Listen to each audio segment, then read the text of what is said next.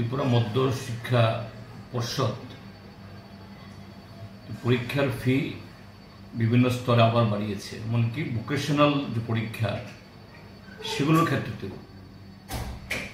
এটা আমি বলবো সামগ্রিকভাবে রাজ্যের শিক্ষা ব্যবস্থার বিরুদ্ধে। আর শিক্ষা মানে হলো জাতি তথা সমাজের উন্নয়নের অন্যতম হাতিয়ার।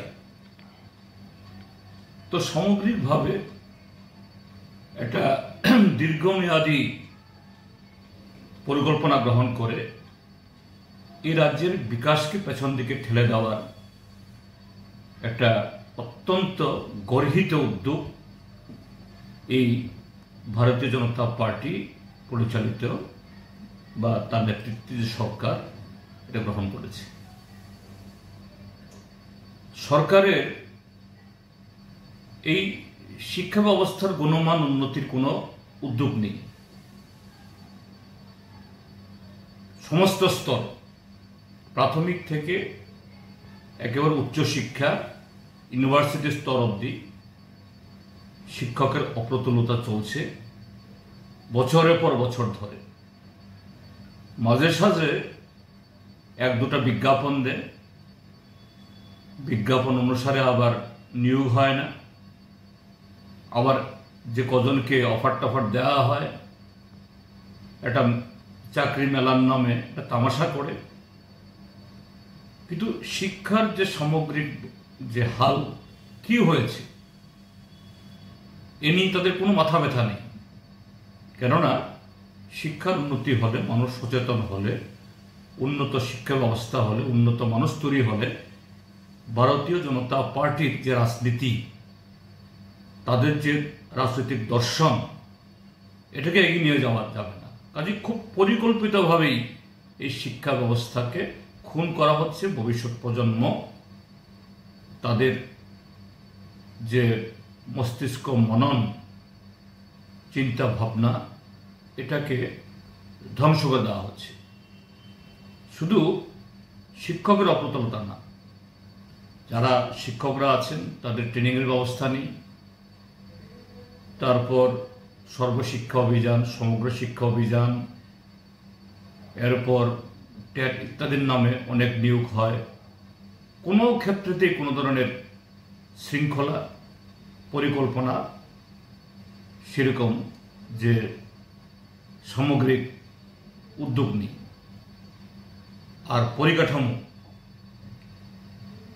দু একটা স্কুল হ্যাঁ ঠিক আছে, সেখানে দু একটা বাড়ি হয়েছে, কিন্তু শুধু বাড়ি দিয়ে তো শিক্ষা হয় না।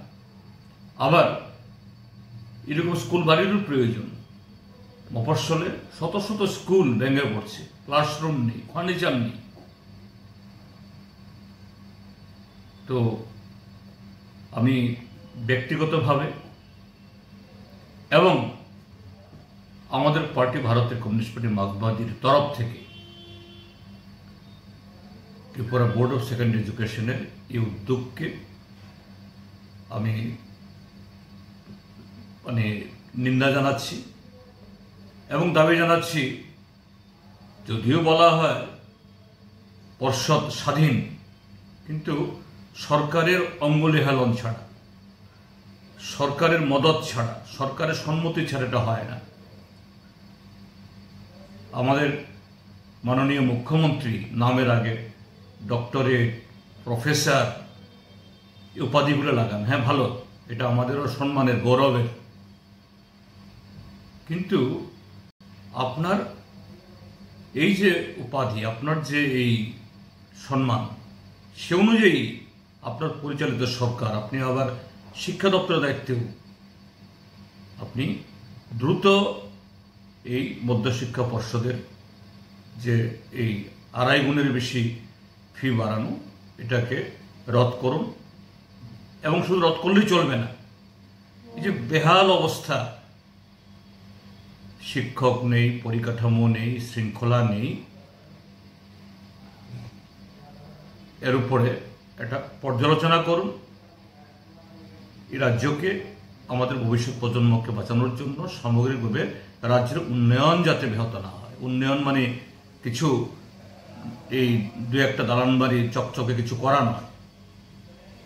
মানব সম্পদকে কিভাবে আমরা বিকশিত করতে পারব, কিভাবে গোটা বিশ্বের যে প্রগতিশীল একটা ধারা তার সাথে যুক্ত করতে পারব।